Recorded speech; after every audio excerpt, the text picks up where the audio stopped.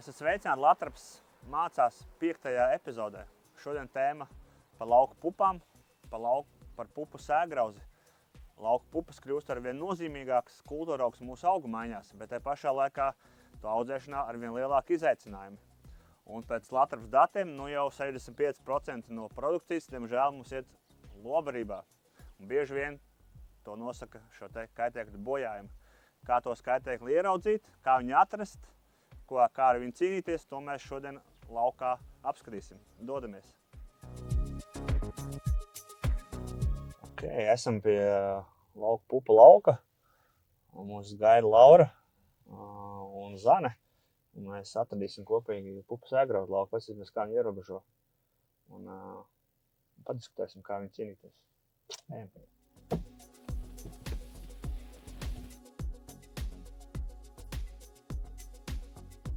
Sveiks, meitenes! Sveiks! Ko jūs meklējat šajā laikā pupās, kad pupas zied un šodien tēma ir tie kaitēkļi? Kādus kaitēkļus jums izdevās jau pirmajās 50 minūtēs ieraudzīt?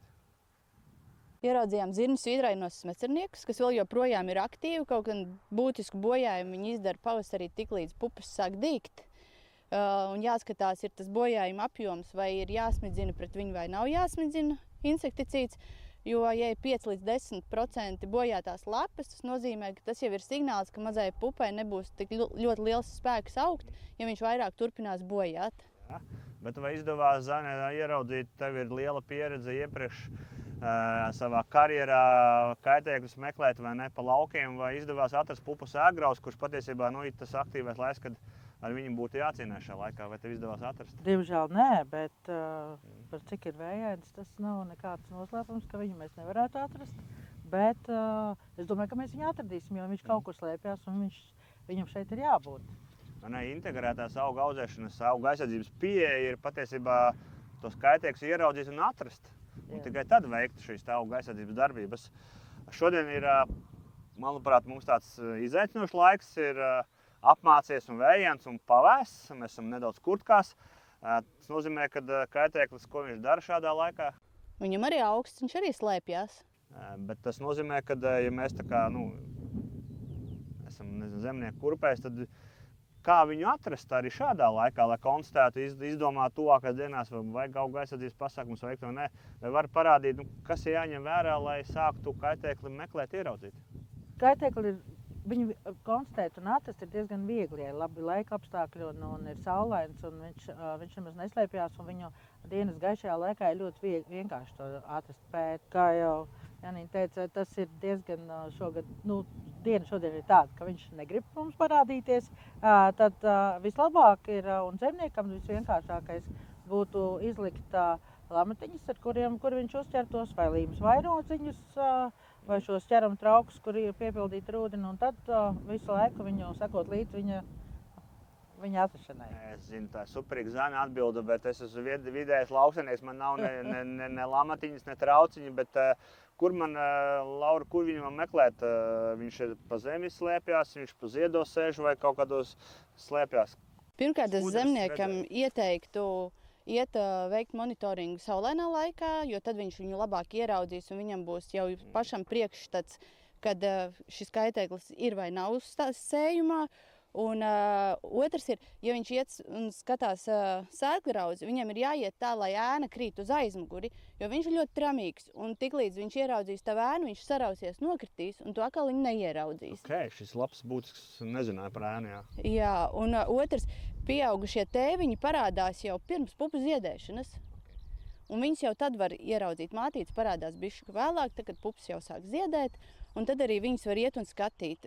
Viena sēgrauža mātīte, ja jūs redzat, viņi var izdēt līdz 200 olām. Jā, tas ir diezgan daudz, vai ne? Ja ņem, ka pupai pāksts ir cik un cik ir katrā pupā sēglis iekšā, tad tas ir ļoti būtiski. Bet svarīgi jau ir to, mums dara to bojājumu tās mātītes pareizi, lai tie tēviņi tur skrien. Tēviņi skrien, mātītes ir tās, kas dēj olas, bet to kaitējumu dara kāpuri.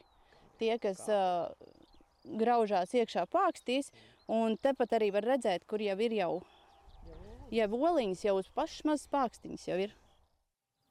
Tiešām jau oliņas ir. Jā. Tas ir jau viss slikti. Jā. Tad, lūk, šeit uz pākstes var redzēt izdētās olas, kur pupas sēgraužu mātīte jau ir izdējusi olas. Un līdz ar to no olām šķilsies kāpuri, kas pēc tam grauzīsies caur pāksti iekšā un meklēs sēklas un dzīvos sēklā. Jā, un izgrauzīs un paliks. Bet ļoti interesanti. Mēs it kā nevaram atrast pašu sēgrauzi, bet jau olas izdējas, vai ne? Jā. Kā zemniekiem vispār iet ar šo te veiksmīgu nosargāšanu pupu pēdējos gados, jo redz, cik jau tikko tik sākuši ziedēt principā un jau ir. Pupu sēgrauzi iet diezgan pasmagi, mums ir ļoti grūti un zemniekam ir ļoti grūti tieši šī konstatējuma dēļ, jo tad parasti vai šie miglojumi notiek par ātru vai par vēlu. Un ir ļoti daudz saimniecības, kas vispār atsakās no pupu audzēšanas tikai dēļ tā, ka šīs kompaktās saimniecības un kaut vai ievērojama auguseka, kaut vai mēs varam zemi, kas arī ir pupu sēgraužu ierobežošanā, bet vienalga, ka šis sēgraus tomēr ir tādos vairumos savairojies šajās saimniecībās, kad viņi vienkārši nespēja ierobežot. Un ja praktiski 80–90% ir bojātas pupas, tad, diemžēl, šis audzēšanas cikls tā kā, tiek izslēgts un labāk vairāk audzēji tomēr pāriet uz zirņu audzēšanu, jo šīs problēmas ar sēgrauzi ir ļoti lielas. Bet viņš ziemo ne tikai laukā, bet viņš arī lauka malās ziemo. Līdz ar to arī nevienmēr tā aršanas tehnoloģija palīdzēs viņu ierobežot. Bet par ierobežošanu, tātad, lai šis oliņš neizdētu, man jāierobežo pieaugušais īpatnis, pareizi, Laura? Pieaugušo īpatni ir ļoti grūti ierobežot. Bet esot uz lauka. Kā tad cīnīties ar šiem sēgrauzi? Viņš slēpjas un...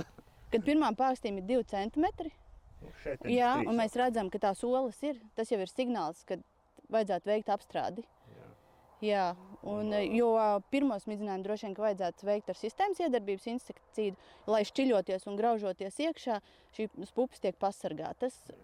Un tad pēc laika jāstāsta, ja tā pieaugušie vēl ir un viņi turpina dēt jau nākamajos augstākajos pupu stāvos, arī kur ir pākstis, tad nozīmē, ka pēc kāda laika vajadzētu veikt otru smidzinājumu ar insekticīdu, kas droši vien, ka būs kontaktiedarbības, jo dažādu grupu insekticīdus ir jālieto, lai viena paudze, lai neveidotos sējumos rezistence, kas arī ir ļoti būtisks faktors.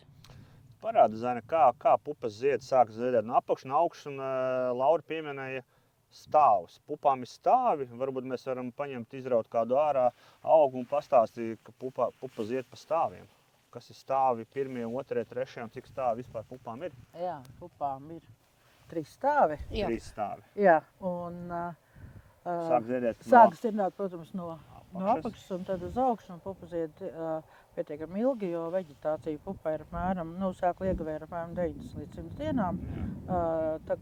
Un šie bojājumi, tad, kad mēs jau, kad šie sēgrauži jau parādās, viņi vispirms, protams, ir barojās ar ziediņiem, ar putekšņiem, jā. Putekšnīšiem, jā, un pēc tam tikai viņiem, jo vispirms izejot no ziemošanas, viņiem tomēr ir jāpēd, un tad tikai viņiem Okay, šis varētu būt pirmais stāvs, tā kā pa 2 stāvu? Vai?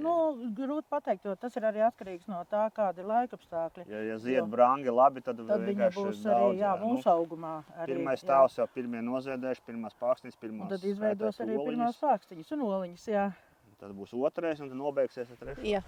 Un visražīgākās pākstas parasti ir pirmajā stāvā. Tāpēc arī svarīgi ir nenokavēt. Pareizi, jā, to sēgrauzi tur. Nenokavēt. Tā kā šis īstais laiks, lai veiktu ierobežošanu, bet tā ierobežošana jāveic ir naktas stundās. Jā. Ko šis kaitēks dara naktī?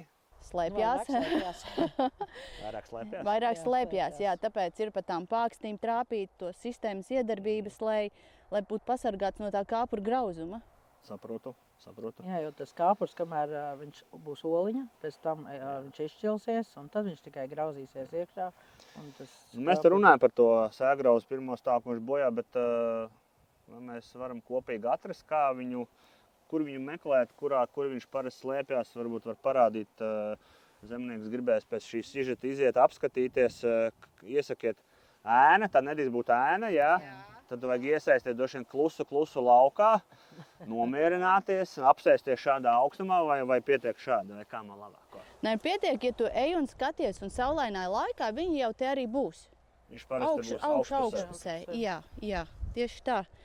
Un viņi ļoti labi var ieraudzīt, bet ir jābūt tā teikt prātīgam, nevar iet tā, dapu kā lācis, jā, bet ir jāiet tā prātīgi un viegli, jā, un uzmanīgi.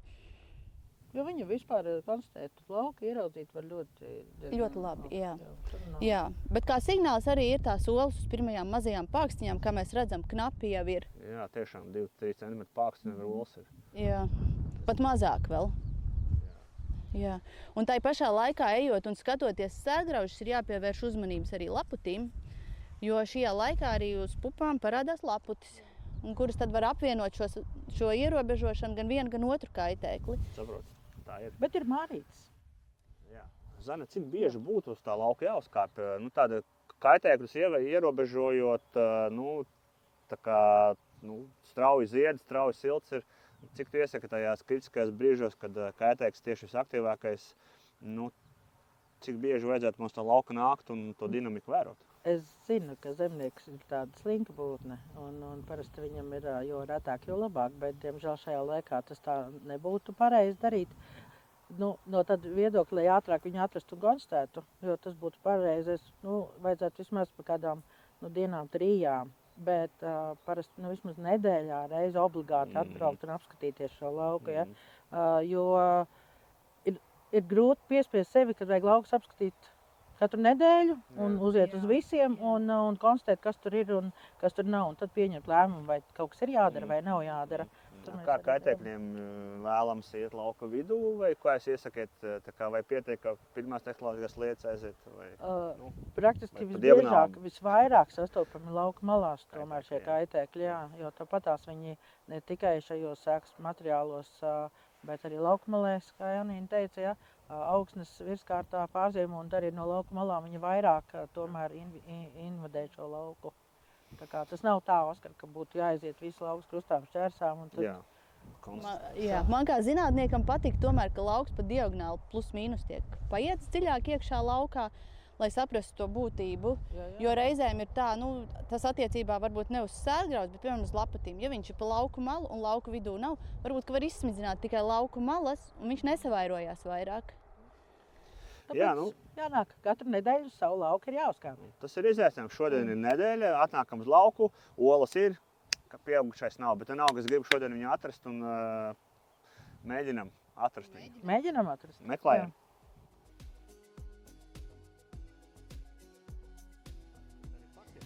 Uz sēgrauzim īsti nav nemaz tādu slazdu, ko viņam varētu izmantot. Jo arī ne tie līmes vairogi. Neķer. Mēs mēģinājām projektā, likām caurspīdīgās, tā kā logalamatas. Nekas nav labāks kā pa vizuālajiem novērojumiem uz lauka. Tā kā ģiļie zemnieki, piestājiet saviem džipiem lauka malās un brieniet laukā un meditējiet, kamēr atrodiet oliņus vai ko, un tad pieņemiet lēmumu, vai ne? Tieši tā, jo monitorings un atpazīšana vēl ir ļoti būtiska, lai nav tā, ka ieraug kādu kukainu un visi jāskrien smidzināt. Īstenībā tie ir derīgie, ko neatpazīst un ierobežo. Diemžēl. Jā, un arī tīri patīkams laiks, tad tāds smaržo, labi izskatās, visādi selfijas sataisīt pie reizes meklē kaitēkļus, tā ka izmantojam šo laiku. Ļoti patīkam šeit būt, tā lauka godīgi. Šis ir tas kaitēklis, kurš tās oliņas izdēja, un principā mūsu ražu no pārtikas kvalitātes iedzen labrīs kvalitātē. Paldies tev, jā. Bet neko darīt. Mums te būs jāpacīnās šogad, jo pupas ir ļoti ražīgas izskatās. Smūks tas ir. Šis ir saraujās, tā kā zemē nokrita kā piciņa un nemaz. Un tieši tā arī, ja iet un viņš saraujās, ja arī saulains laiks un pāriet pār ēnu, viņš saraujās un nokrīt. Jā, un neredz, viņš tā kā augsnes krāsā ir. Bet būtu saulīt, būtu daudz. Super, mums izdevās. Tā kā jau viņš ir ēnēnā laikā, vai ne? Tas nozīmē, ka saulēnā šeit viņu daudz. Jā, redz, viņš pat mēģina lido prom. Super. Kopsavilkums ir tāda pirmās lietas, ko mēs arī darām, ko mēs darām uz lauka. Aizbraucam, apskatāmies. Konstatējam, vai ir, vai nav. Konstatējam pieaugušo un konstatējam arī olas uz pākstīm. Un tad katrs lauksaimnieks kopā ar konsultantu, pieņem lēmumu, ar ekspertu sazinās pieņem lēmumu, kā rīkoties, izvērtējot, protams, ļoti dažādas aspektus, vai ne? Protams. Tā kā paldies, meitenes, ka iepazīstinājāt ar šo te pupu sēgrauzi šodien.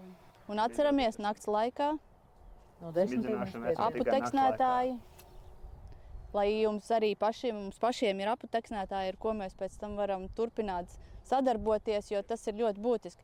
Jo ne tikai medus bite ir tā, kas ir aputeksnētājs, bet tīrumā ir ļoti daudz citu kukaiņu, kas arī šo darbu veids, kas ir arī ļoti būtiski, pat būtiskāk varbūt reizēm nekā medus bite, jo viņš šeit ir visu laiku.